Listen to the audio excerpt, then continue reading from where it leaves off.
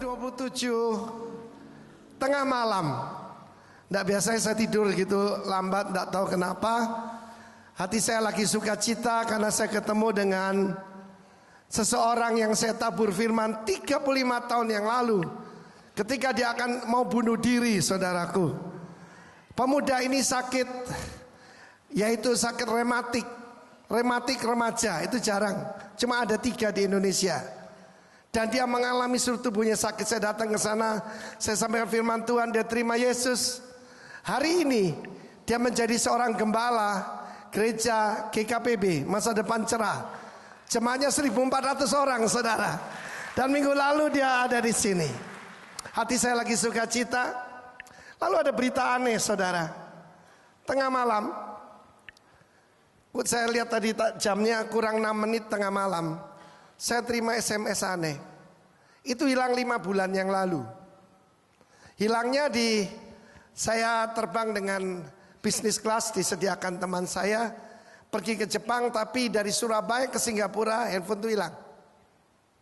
Kan firman Allah mengatakan seek and you will find. Cari kamu akan mendapat.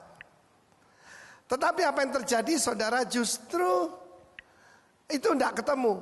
Bahkan saya pernah bongkar kursi di mana saya tadinya duduk di sana. Saya bongkar, saudara, pesawat yang sama tidak ada. Saya laporkan lost and found, tidak ada.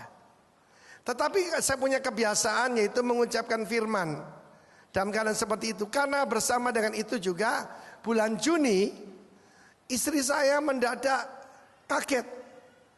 Dia menyediakan kita kalau keluar negeri sedapat mungkin bayar cash. Saya tidak rela bayar, saudaraku, bayar bunga ataupun kepada kredit card. Tidak mau saya maunya cash. Uangnya $1.500 hilang, saudara. Dia taruh di dalam tas semacam ini, cuma yang lebih gede. Biasa kan wanita tuh tasnya banyak, jadi kayak sekarang bajunya biru, tasnya biru, saudara ya. Mendadak, saudara, saya baru bilang, handphone saya ketemu. Istri saya juga bilang, uangku juga ketemu. Ternyata, saudara, kalau dia bukan mujizat, tapi keselempit, saudara. You know keselempit? Bagian bawah daripada tas kecil ini, itu di bawahnya dilem kan, itu di bawahnya lagi tersembunyi. Dan kita berdoa hari itu, ucap syukur pada Tuhan. Saya jadi heran, bagaimana iPhone itu bisa kembali? Kalau iPhone ya pasti menguap lah. Yang murah saja menguap, apalagi iPhone 6 Plus. Ternyata begini, saudara. Orang yang telepon saya itu hamba Tuhan. Lalu apa yang terjadi, saudara? Yang aneh, handphone itu nggak di lock. Ketika saya tahu itu hilang, saya tidak rela hilang kan. Saya selalu ucapkan firman Tuhan. Coba lihat Ayub 5 ayat 24. Coba ditampilkan. Firman Tuhan berkata bahwa rumahku akan aman dan ketika aku mencari tidak ada yang hilang. Saudara coba lihat itu. Engkau akan mengalami bahwa kemahmu aman. Katakan aman. Dan apabila engkau memeriksa tempat kediamanmu, engkau tidak akan kehilangan apa-apa. Saya ucapkan itu. Saya tahu firman Tuhan itu punya kuasa. Dan dia cerita dari SQ, tidak tahu bagaimana sampai ke tempat dia. Dia lihat foto saya, saudara, dan rupanya dia tahu saya orang Singapura, saudara. Saya dan handphone itu sekarang sudah ada di tangan pendeta Hari Pujo. Katakan, kemahku aman. Dan ketika aku mencari tidak ada yang hilang. Tapi ada yang hilang pada umat Tuhan. Kita lihat, saudaraku, ada $1.500 di tas istri saya. Dan selama ini dia begitu susah, kok hilang. Suami lihat ya, ketika dia ada, uangku hilang. Otomatis sambil uang saya semua ada $1.000, saya kasihkan dia, saya peluk dia. Yang lain biasa dimarahi, diomeli, dasar tidak. Nah, saudara, suami itu kerjanya memberkati istri, amin. Rupanya itu cuma testing buat saya. Mari kita lihat Kolose 1 ayat 27. Kepada kita diberitahukan misteri atau satu rahasia, yaitu yang diberitakan di antara bangsa-bangsa lain, Kristus di tengah-tengah kamu, pengharapan akan kemuliaan. To whom God would make known what is the riches, kata riches, kekayaan of the glory of this mystery among the Gentiles, which is Christ in you, the hope of glory. Christ in you, the hope of glory. Christ in you, the hope of things to come. So bisa nyanyi, Christ in me, my hope of glory. Christ in me, my hope of things to come. Sama seperti uang yang ada di tas istri saya selama berapa lama ini. Dia tidak tahu ada kekayaan di dalamnya karena tidak disingkapkan. Karena selama ini gereja-gereja Tuhan, hamba-hamba Tuhan hanya memberitakan tentang keselamatan. Pusatnya salib, bagus. Tetapi kingdom mengajarkan throne, takhta, memerintah bersama Yesus. Dan goalnya adalah kesempurnaan. 1 Tesalonika 5:23 berkata, supaya sempurna roh, jiwa, tubuh. Karena itu nomor mobil saya, nomor telepon saya semua 777. Ya, banyak jemaat sini suka angka 7, itu sempurna. Goal kita adalah kemuliaan. Goal kita adalah kesempurnaan. Dan selama ini kita tidak menyadari ada kekayaan yang luar biasa. Apa kekayaan itu? Kristus yang ada di dalam kita. Amen. Saya menyitir apa yang dikatakan hamba Tuhan Paul Meyer. Paul Meyer mengatakan, untuk meniru Kristus itu tidak mungkin dan sia-sia. Coba kita lihat ini. Berusaha meniru Kristus bukan hanya usaha yang sia-sia, melainkan juga apa? Salah. Ini kekeliruannya. Banyak orang tidak ditekankan bahwa dia itu keturunan Tuhan. Tidak diberitahu bahwa ada benih ilahi. Yang diajarkan jadi murid, jadi murid, jadi murid. Murid itu mimetes, meniru. Coba perhatikan ini. Saya tidak menyadari bahwa Kristus menempatkan hidupnya dalam saya, sehingga dia dapat menyatakan hidupnya melalui saya. Perjalanan saya dengan Kristus tidak ada hubungannya dengan meneladani dia. Yang harus saya lakukan hanyalah berjalan, hidup, bernafas bersamanya. Ketika saya berjalan dengan Kristus dan membiarkan dia bekerja di dalam dan melalui saya malah bertindak seperti dia. Saya tidak perlu berusaha meniru-niru dia. Saya menjadi seperti dia karena dia ada di dalam saya. Ketika saya berada di Seattle, saya melihat satu pemandangan lucu. Ada orang bergaya, dia pikir seperti Tuhan Yesus. Karena kebanyakan lihat kalender, Yesusnya gondrong, pakai jubah putih. Kalau ada fotonya, aduh saudaraku, kesian deh orang ini. Semua begini, kesian deh lu coba. Ya gini, tapi hati-hati, kesian deh gue. Karena saudaraku banyak khotbah begini, jadilah terang. Kita harus menjadi terang. Kita harus menjadi garam. No. Yesus berkata kamu adalah terang. Kamu adalah garam. Pelajaran Kristen 101 adalah Yohanes pasal 1. Dalam Yohanes pasal 1, Yesus disebutkan adalah 4L. Pertama, dia adalah Logos. Dia adalah pribadi Allah itu sendiri. Pada mulanya adalah Logos atau firman. Logos itu bersama-sama dengan Allah. Dan Logos itu adalah Allah. Segala sesuatu diciptakan oleh dia, melalui dia. Tanpa dia tidak ada sesuatu pun yang telah jadi dari yang telah dijadikan. Yang kedua, He is our life. Dia adalah sang kehidupan itu. Katakan Zoe. Zoe. Yang ketiga, dia adalah terang itu. Dia adalah terang hidup itu. Kegelapan tidak akan menguasainya. Ratu Inggris berkata, He is the king that I serve. Jesus is the king that I serve. Ratu Inggris berkata begitu. Dan dia berpesan pada pesan awal tahun. Dia melihat begitu banyak kegelapan juga di negerinya. Tapi dia ucapkan firman, kegelapan tidak akan menguasainya. Yang ketiga, yang keempat, He is love himself. Love is not something. Love is not feeling. Love is someone. Dalam huruf Mandarin, I, kasih. Itu kalau diputar 90 derajat, jadi huruf lain, yaitu sen, Tuhan. Luar biasa gak saudaraku? Because God is love. Jadi yang saya mau tekankan pada saudara, kekayaan yang di dalam kita itu adalah pribadi Tuhan sendiri. Roh Kudus adalah Tuhan. Dan dia adalah Roh Kristus. Kalau kita katakan Yesus di dalam kita, Kristus ada di sorga. Tapi rohnya ada di sini. Dia berkata, lebih baik bagiku kalau aku, bagimu kalau aku pergi. Lebih baik, dulu dia terpusat cuma di Israel, kecil. Dia tidak pernah pergi kemana-mana. Orang mesti mencari dia, berdesak-desakan mencari dia. Sekarang Tuhan ada di rumah saudara. Tuhan ada di dalam kita. Dia adalah logos itu. Coba seorang overwhelming memikirkan sang pencipta ada di dalam kita. Kita tinggal melepaskannya.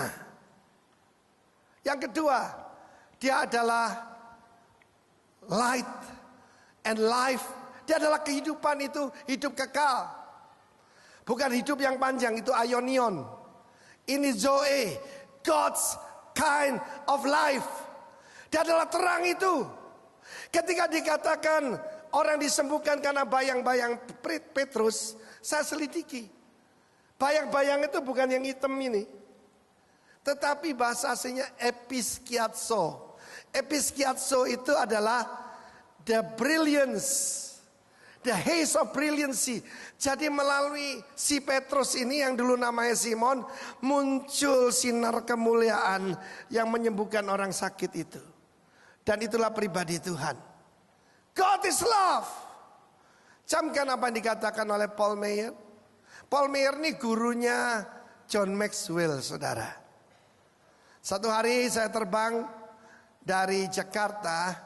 Dan saya bertemu, di samping saya ada seorang doktor dari kelompok lain. Celananya agak gantung begitu, pakai jenggot. Dan dia cerita dia baru dari Amerika. Saya tanya, "Dek, dari mana?" "Oh, saya mengikuti seminar dari John Maxwell." Loh, orang ini belajar dari John Maxwell. Ini gurunya Paul Meyer ini.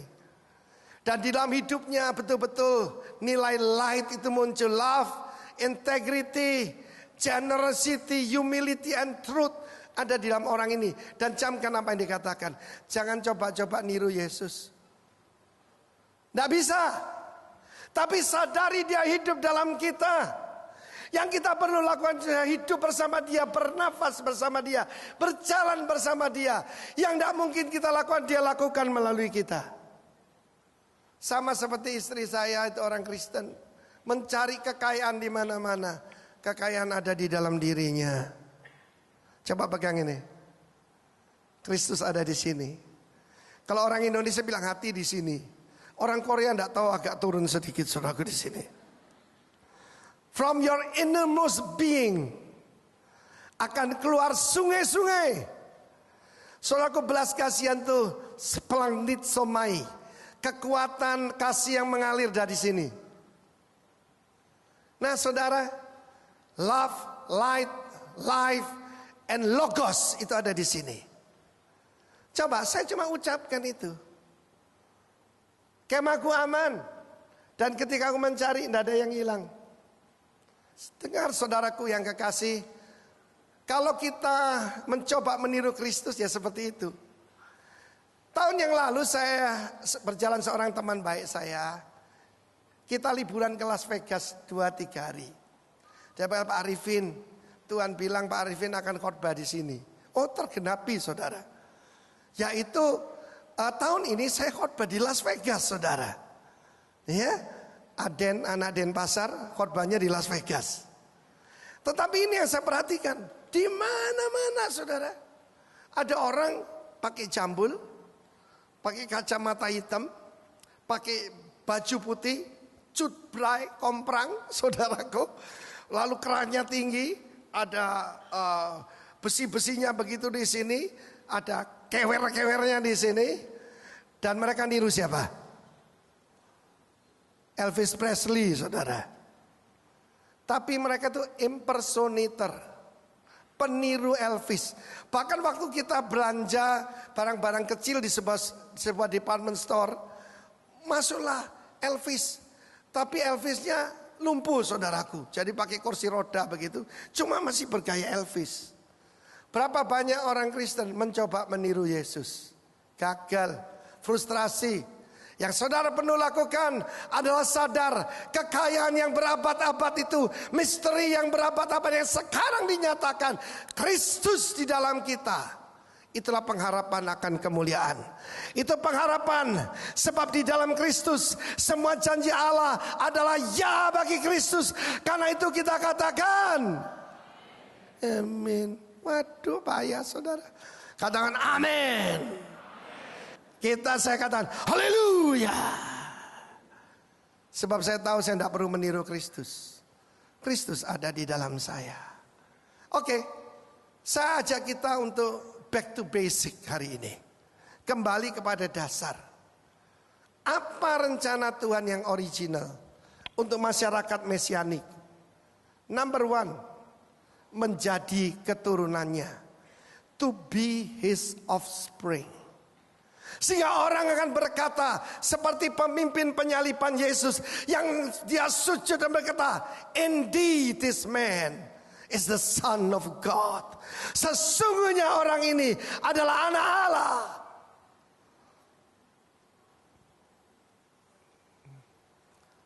Saudara, kalau saudara punya anak putra atau putri, ketika kecil lahir belum tentu mirip Anda. Tapi makin bertumbuh makin mirip, betul nggak? Seperti orang tuanya. Coba lihat sini saudara. Bagaimana menjadi anak Allah itu bukan sebutan. Tapi itu reality. We must worship the Lord in spirit and in truth. Truth di sini bukan righteousness atau justice. Tapi reality. Kenyataan. Bukan cuma difahami di sini, tapi kenyataan. Ketika dikatakan Jesus is the son of Abraham, the son of David. Terjemahan lain berkata, Jesus the seed of Abraham, the seed of David. Ketika Petrus berkata, kita ini dilahirkan dari benih ilahi yang tidak bisa binasa, incorruptible, godly, divine seed. Di sana dia pakai perkataan spora. Saudara, tapi ada satu kebenaran di sini. You don't have to try to be like Jesus. Engkau tidak usah berusaha keras untuk menjadi seperti Yesus. Mimetes itu ada yang murid yang memimik segala gerakan gurunya. Ya, saya kasih contoh. Coba silakan maju ke depan. Ya, silakan maju. Ya, kamu jangan lihat ke belakang. Kamu murid saya. Jadi kamu tirukan semua yang saya lakukan. Oke, lihat sini.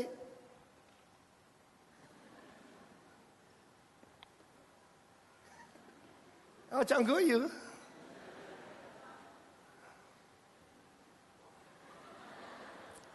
Murid yang tidak terlalu bagus, saya tidak apa-apa, terima kasih. Itu meniru jadi seperti saya. Tapi anakmu tidak perlu meniru kamu, persis. Kapan tuh saya lihat putranya Pak Sinyo, kok tambah persis bapaknya saudaraku. Lalu putranya Handoko, jalannya persis bapaknya saudaraku. Semua anak-anak saudara akan mirip saudara. Kenapa? Benih itu ada di dalam dia. Yang mengerti tepuk tangan bagi Allah kita. Kita tidak perlu frustasi. Kita bisa prestasi sebab firman itu logos kita terima. Barang siapa menerima dia diberi kuasa. Contohnya Maria. Bagaimana mungkin Saya ini belum pernah mengenal laki-laki secara intim. Saya kenal Yusuf, Yosef itu tunangan saya. Tapi bahkan mencium ujung jariku pun belum pernah. Lalu kata malaikat, Roh Kudus akan turun atasmu. Kuasa Allah yang maha tinggi akan menaungi engkau. Sudah terjadi? Belum. Sampai dia berkata begini, let it be unto me according to thy word. Terjadilah kepadaku seperti perkataanmu. Let it be according to thy word. Perhatikan, Roh Kudus tidak pernah maksa. Roh Kudus tidak pernah merasuk. Roh Kudus tidak pernah yaitu di luar kehendak kita. Kita harus rela. Ketika Maria berkata, let it be unto me according to thy word, maka secara ajaib dia mengandung. Detik itu juga. Yang mengerti tepuk tangan bagi Allah kita. Sementara saudara mendengar firman Tuhan, maka iman masuk kepada kita. Tugas kita adalah menjadi keturunannya. Coba perhatikan doa Bapa kami. Bapa kami yang di sorga. Lalu teman-teman berkata, kamu kok tidak mirip Tuhan? Kamu marah, sombong. Yang paling sombong itu siapa saudaraku? Yang paling angkuh itu iblis, Lucifer. Saudara, ada yang disembah orang lain yang namanya adalah Maha Takabur, Maha Sombong, the prideful one. Yesus rendah hati, lemah lembut. Yesus itu perwujudan kepenuhan dari Allah sendiri. You want to see God? See Jesus. Tapi kerinduan saya, you want to see God? Lihat itu anaknya. Saya rindu itu terjadi. Sampai saudaraku melihat cara matinya sedemikian. Bagaimana Yesus mengampuni musuh, memperdulikan orang yang di sampingnya, yang tadinya menghujat dia. Ketika matahari gelap gulita, ketika dia menyerahkan nyawanya dan meneriakkan teriakan kemenangan. Tetelestai, sudah genap. Sujud orang ini. Indeed, this man is the Son of God. Saudara tahu orang itu akan mungkin dihukum bakar hidup-hidup. Sebab yang menyembah di luar kaisar itu dihukum mati. Mungkin dia dibakar hidup-hidup bersama dengan seragamnya. Dia tidak peduli. Dia menemukan realitas. Dan saya rindu setiap daripada kita, di tempat pekerjaan, di kampus saudara, dimanapun, ketika melihat karakter Tuhan, nature of God dalam kehidupan kita, respon kita berbeda dengan yang mereka berkata, yang ini anak Tuhan. Di sini setiap saudara yang khotbah di sini ada tulisan, Sir, we want to see Jesus. Ayat ini dari Yohanes 12. Ketika orang-orang Yunani atau orang-orang Bali, orang-orang Indonesia, dia ketemu saudara, he didn't want to see us, he want to see Jesus. Dan biarlah Yesus kelihatan dari kehidupan kita. Sir, we want to see Jesus. That's the cry of the people. Mereka dalam kegelapan. 1 Petrus 2 ayat 9 menunjukkan siapa kita, apa tugas kita. Dalam firman Tuhan ditunjukkan, firman Tuhan berkata, for ye are a chosen generation, a royal priesthood, and holy nation, a peculiar people, that you should show forth the praises of him who had called you out of darkness into his marvelous light. Tapi kamulah bangsa yang terpilih, imamat rajani, bangsa kudus, umat kepunyaan Allah sendiri, umat khususnya Tuhan. Supaya tugas kita apa? Memberitakan perbuatan yang besar dari Dia yang telah memanggil kamu keluar dari kegelapan pada terangnya yang ajaib. Roma 8, 29 dan 30. Roma 8, 29 dan 30 menjelaskan proses itu.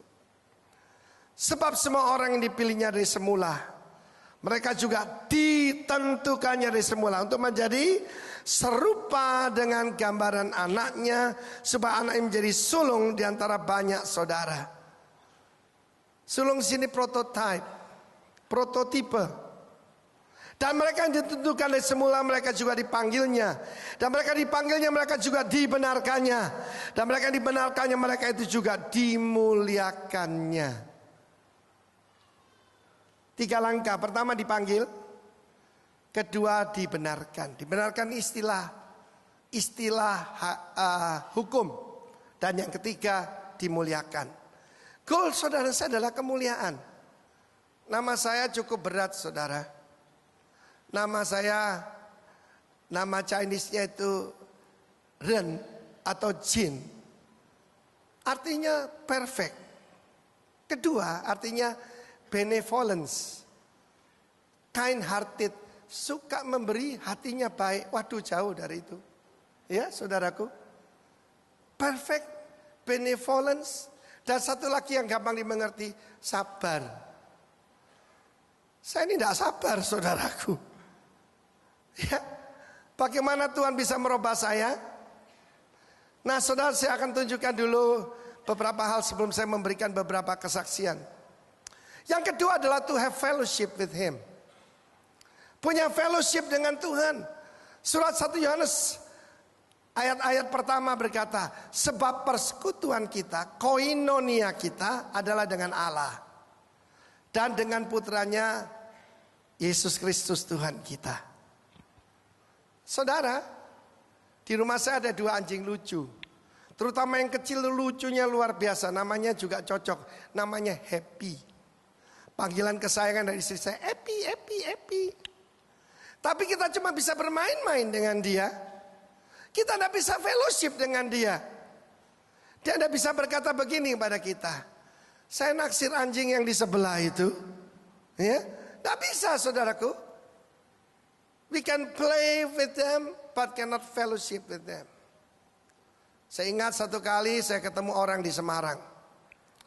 Dan dia bilang gini, Pak Arifin, tadi pagi saya makan dengan wali kota. Nanti siang dengan Kapolda. Nanti malam dengan gubernur. Saya jengkel kepada orang semacam ini. Saya bilang tadi pagi saya sarapan dengan Tuhan Yesus. Diam saudara-saudara. Jengkel juga saudaraku. Ada anak Papua terjun dan semua ceritakan hero mereka. Batman, Superman, Spiderman. Wah habis saudaraku. Dan dia teriak, Tuye. Tahu siapa? Tuhan Yesus. To have fellowship with Him. Nomor 3. To manifest His nature. Kita diberikan benih ilahi supaya apa? Karakter, kepribadian, lalu light kita itu muncul. Dan itu bukan usaha kita. Jangan berusaha jadi seperti Yesus. Kita jadi seperti Yesus karena sudah ditentukan sebelum dunia dijadikan. Yang keempat, to expand family business. To share His role, to expand family business. Yang kelima, to rely on the Father. Mengandalkan Bapa untuk kebutuhan kita dan kebutuhan kerajaan Allah. Saudara, kita doa. Give us this day our daily bread. Apa yang diajarkan pada kita? Untuk bergantung selalu kepada Dia. Nomor 7 adalah to execute His righteous judgment. Mari saya ceritakan. Setelah mengetahui rahasia itu bagaimana Paul Meyer itu terkenal seluruh dunia. Dia itu agen asuransi number 1 in the world. Sekarang udah gak ada beliau ya. Tapi muridnya banyak saudara, termasuk John Maxwell. Dan bukan cuma itu saudaraku, dia itu terkenal sangat-sangat seperti Kristus. Satu hari dia menawarkan life insurance pada seorang yaitu nasabah. Dan dia memberikan janji, kamu ikut polis asuransi ini nanti anak cucu, anak-anakmu bisa terjamin sampai perguruan tinggi. Orang ini sehat, seger, bugar, saudara. Minggu yang lalu, yaitu kita kehilangan Pak Adianto Lukman. Hari Jumatnya, beliau baru diperiksa, tekanan darah normal, jantung baik, semuanya baik. Minggu dia lagi sukacita, enak ya pergi seperti itu. Nggak liwat sakit, nggak liwat rumah sakit, saudaraku. Dia sedang main badminton, dia jatuh, berangkat. Saya mau beritahu saudara, nggak ada orang tahu kapan. Nggak ada orang tahu kapan. Pemayer ngalami, orang yang sehat ini ternyata cancer, saudara. Dan belum 1 tahun, dia meninggal dunia. Kalau mengikuti peraturan asuransi, orang ini tidak diganti apa-apa. Belum 1 tahun. Tetapi dia punya standar lebih tinggi. Bukan standar perusahaannya, standar yang mengutus dia. The kingdom of God. Dia datang pada keluarga itu dengan uangnya sendiri. Dia biayai keluarga ini, anaknya 2 kecil-kecil, disekolahkan sampai perguruan tinggi. Biaya pribadi. Paul Meyer menyatakan karakter pribadi daripada Kristus. Dan ingat apa yang dia katakan, jangan coba-coba niru Yesus. Nanti kamu lucu aja. Tapi sadarilah dia hidup dalam kita, bergerak melalui kita. Di dalam dia kita hidup, dalam dia kita ada, dalam dia kita bergerak. Ketika saudara menyadari itu, hidupmu berubah. Zaman 86 sampai 89, Tuhan bekerja melalui persekutuan kita Surabaya Presenter. Pada waktu saya menyampaikan kebenaran firman Tuhan ini, saya tidak teriak-teriak, tidak dorong-dorong orang, saudaraku. Saya tidak memompa begitu, saya ingat. Sekarang santai saya. Ketika orang maju ke depan untuk didoakan, saya katakan gini, Roh Kudus monggo, Roh Kudus silakan. Dan mereka pada rebah di jamaah Tuhan. Dan hasilnya tetap, saudara. Saya pada waktu saya pergi ke Amerika Serikat, di salah satu cabang kita di daerah Rancho Cucamonga, saya bertemu dengan seorang pemuda tinggi besar. Ya, bukan pemuda lagi, sudah jadi bapak anak 1. Dia berkata, Pak Arifin ingat saya enggak Pak Arifin? Saya ini dulu yang nari-nari itu, yang anak-anak SMP, anak-anak jalanan. Sampai sekarang saya ikut Tuhan. Hati saya tersentuh, itu tahun 87. Satu hari perayaan Yesus masuk ke Yerusalem, saya katakan, silakan semua saudara bawa daun palem. Lah anak ini dari kampung, tidak ada daun palem, saudara. Dia jabut apa, saudara? Pohon pisang. Sampai akar-akarnya dia pakai untuk memuji Tuhan. Tahun 87 dia dijamah Tuhan. Dan bukti Tuhan yang jamah. Sampai sekarang dia setia dan melayani Tuhan. This is a simple truth. Tapi berapa banyak saudara seperti istri saya. Engkau sedih kehilangan uang. Meskipun suamimu tidak marah padamu. Tetapi engkau tidak tahu. Di balik paling bawah itu ada tersembunyi. Yang kamu kira hilang. Roh Kudus ada di dalam saudara. Tapi selama ini engkau mencoba untuk meniru Yesus. Akibatnya lucu seperti orang tadi itu. Tetapi saudaraku, setelah kita tahu kebenaran ini, kita tahu we must show forth the praises of God. Praises di sana adalah arete. Jadi kalau punya anak perempuan mau dikasih nama atau cucu, kasih nama Areta. Kayak penyanyi Aretha Franklin itu.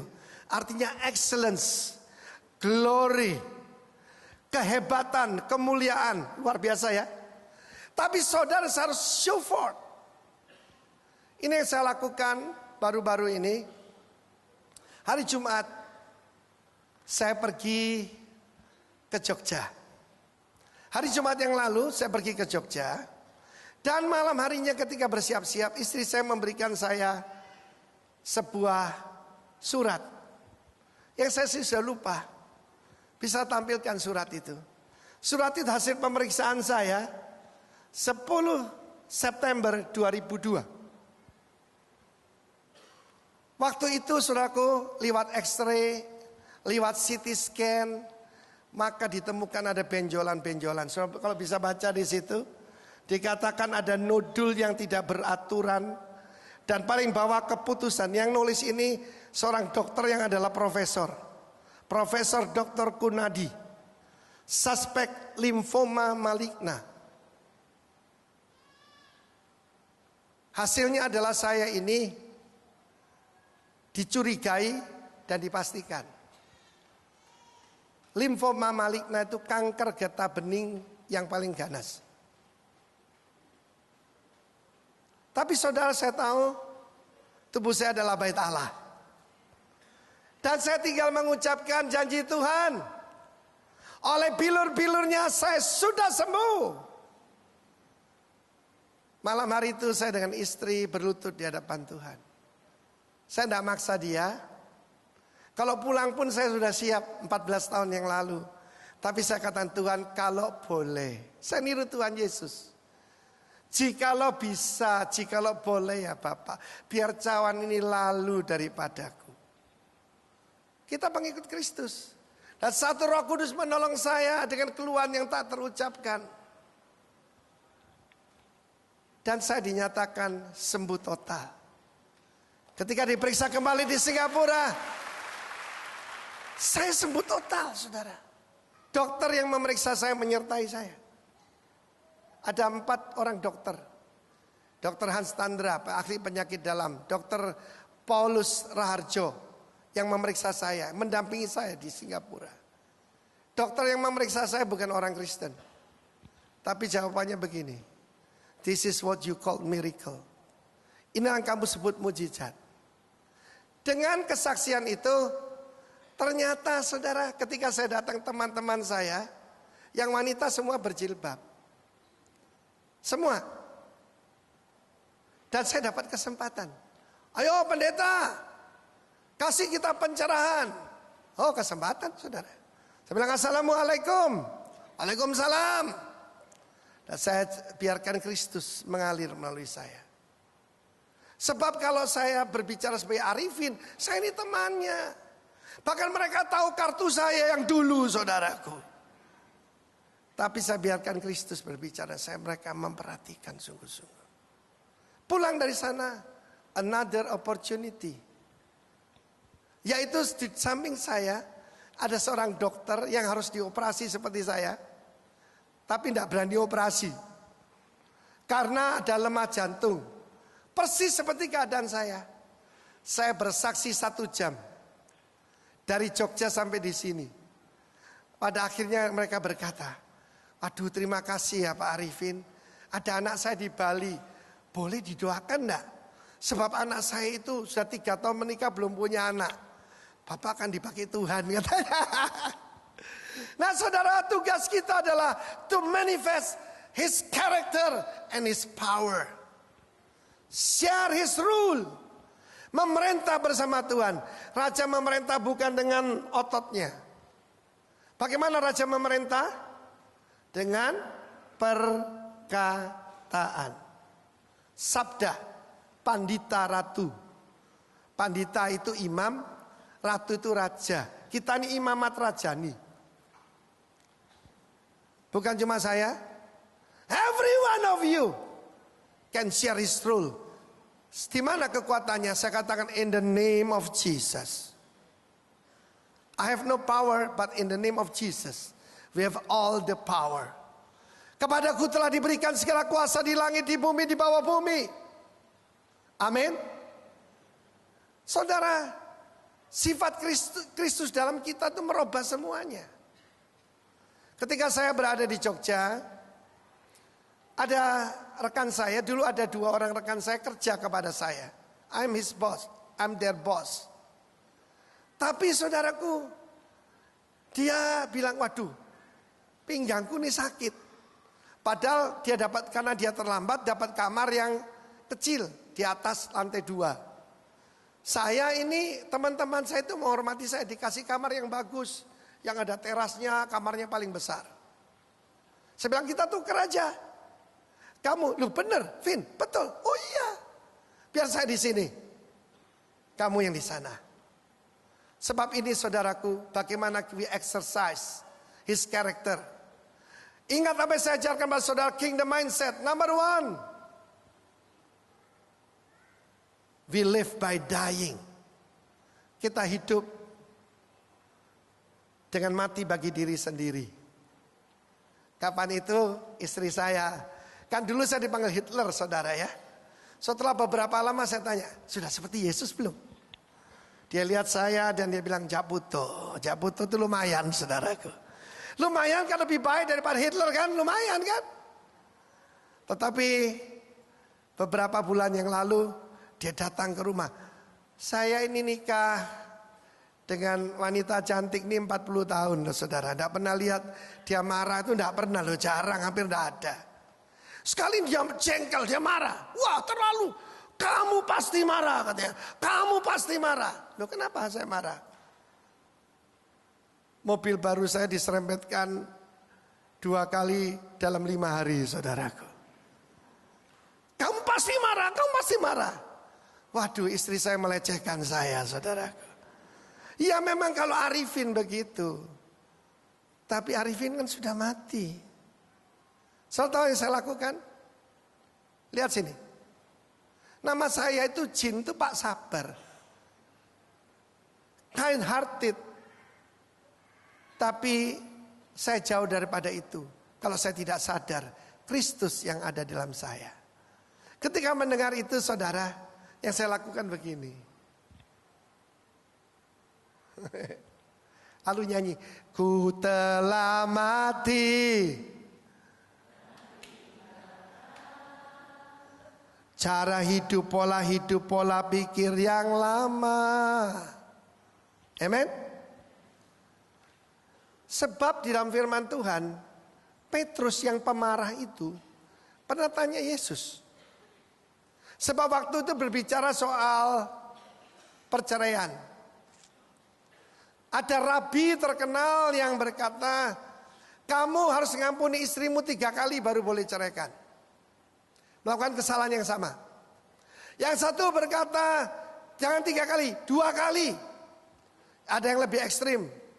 Kalau masak telur dadar gosong boleh ceraikan. Lalu Petrus datang, berapa kali harus mengampuni saudaraku? Berapa kali Petrus minta? 7 kali kah? Saya orang Surabaya, batas kesabarannya 2 kali. Jadi kita hitung, pisan sekali, kedua pindo, ketiga plok, begini saudara. Lalu Yesus jawab apa? Berapa kali? 70 kali 7 kali. 7 itu sempurna, 10 itu genap. Sempurna dan genap 70 kali 7 kali 70 pangkat 7. Kalkulatormu aja gak bisa ngitung. Jadi betul kata Paul Meyer, melakukan perintah Tuhan dengan daging gak bisa. Karena itu kan buah roh. Perbuatan daging telah nyata, tapi buah roh adalah kasih, damai sejahtera, sukacita, kebaikan, kemurahan, kesetiaan dan selanjutnya. Saya tahu saya bisa tidak marah. Bahkan saya seperti nonton. Itu bukan Arifin. Bisa bicara lembut. Bisa mengerti kenapa kamu jadi seperti itu. Kamu stres, istirahat ya. I know it's not me. But I found the mystery. Christ in me. Christ in you. Our hope of glory. Tepuk tangan bagi Allah kita saudara.